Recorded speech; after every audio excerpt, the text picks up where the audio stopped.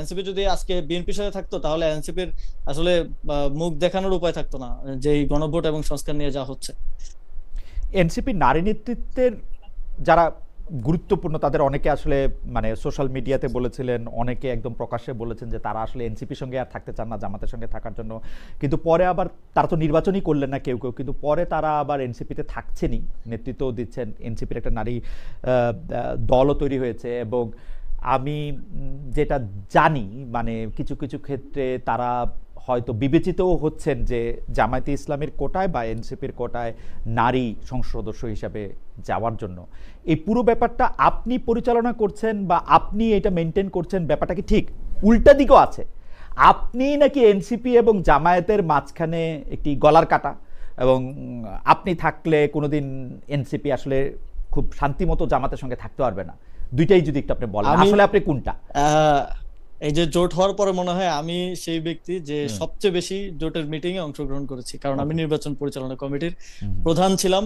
এবং আপনারা হয়তো দেখেছেন যে আমি যখন নির্বাচনী পদযাত্রায় গেলাম, আমরা অন্তত পক্ষে 20 জন জামাতের প্রার্থীর হাতে দাঁড়িপাল্লা তুলে দিয়েছি, তাদের জন্য ভোট চেয়ে এসেছি, তারা আমাদের জন্য ভোট চেয়েছেন, আমরা হুম। একসাথে হুম। নির্বাচনটা না, করেছি। কিন্তু এর তবে মাঝখানে আবার এনসিপির যে এর মধ্যে আবার সারোয়ার তুষার কাহিনীও আছে, যে সারোয়ার তুষার আপনাদের একজন হ্যাঁ, গুরুত্বপূর্ণ নেতা। আমাদের জি। দুইটা আসনে জি। এরকম জোটের ইকুয়েশনটা ওয়ার্ক করে নাই শেষ পর্যন্ত, হুম। কোঅর্ডিনেশনটা, হুম। সমন্বয়টা হয়ে ওঠে নাই। হুম। এবং আমাদের দলের মধ্যে যেটা বললেন যে অনেকের আমাদের যখন জোট প্রক্রিয়াটা হয় তখন এটা খুব খুব হেস্টি ওয়েতে হয়, খুব দ্রুত তার সাথে হয়, ফলে দলের বিভিন্ন ফোরামে একদম প্রপারলি আলোচনা করে দীর্ঘ সময় নিয়ে ফিডব্যাক গুলো নিয়ে সবাইকে ঐক্যমত্যে এনে জোট করার যেই সময় বা লেভারেজটা, এটা দলের নেতৃবৃন্দ সে সময় পায়নি। ফলে কমিউনিকেশন গ্যাপ তৈরি হয়েছিল। এবং এই জোটের ভবিষ্যৎ কি, এনসিপির কি স্বতন্ত্র রাজনীতিটা থাকবে কি থাকবে না, এই সব কিছু নিয়ে এক ধরনের গ্যাপ এবং এক ধরনের ভুল বোঝাবুঝি সে সময়টাতে ছিল।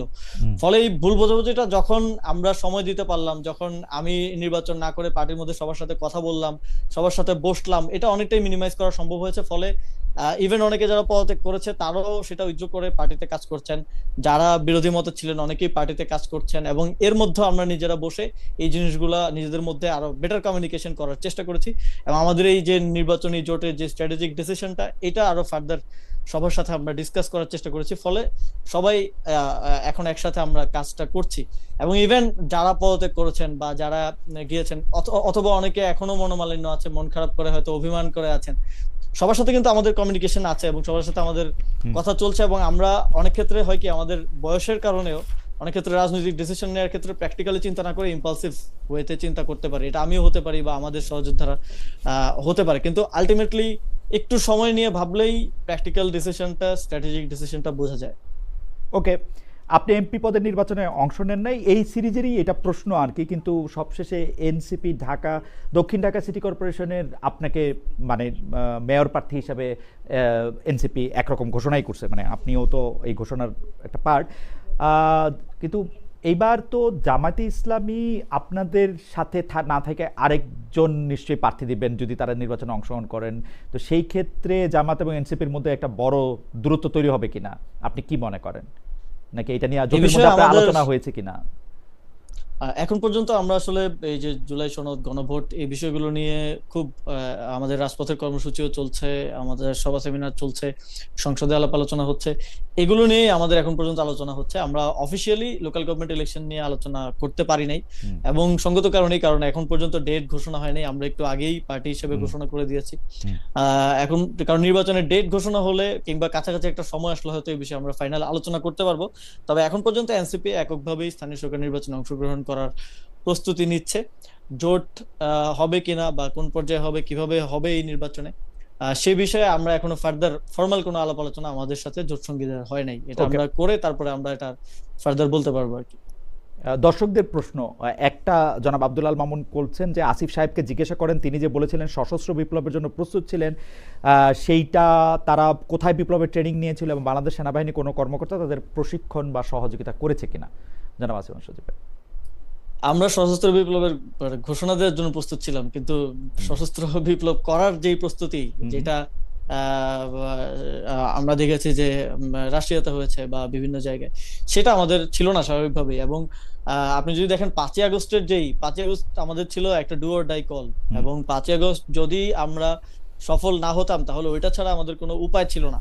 এবং আপনি দেখেন আমাদের মুক্তিযুদ্ধের আগে আমাদের এখানে কতজন মানুষ আসলে সশস্ত্র প্রশিক্ষণ নিয়েছিল, হুম, হুম। নেয় নাই, কিন্তু তাদের সে সময় মুক্তিযুদ্ধের ঘোষণাটা দিতে হয়েছিল, মানুষকে ডাক দিতে হয়েছিল যে যে যার যা আছে তা নিয়েই ঝাঁপিয়ে পড়তে হবে। এবং অন দা ওয়ে কিন্তু প্রশিক্ষণেরও ব্যবস্থা হয়েছে এবং অস্ত্রেরও ব্যবস্থা হয়েছে এবং সফলতাও এসেছে। হুম, হুম। তো এটা অনেকে ওই সশস্ত্র বিপ্লবের কথাটা নাহিদ ভাই বলেছেন, আমি বলেছি হুম। বিভিন্ন জায়গায়, ফলে অনেকে ধরে নিয়েছেন যে হয়তো আগে ভাগে অস্ত্র শস্ত্র বাসায় নিয়ে বসেছিলাম করার জন্য। এটা এরকম না, এটা অনেকটা মানে অভ্যুত্থানের ওই সময়কার ডিমান্ডের জায়গা ওকে। থেকেই প্রস্তুতিটা ছিল।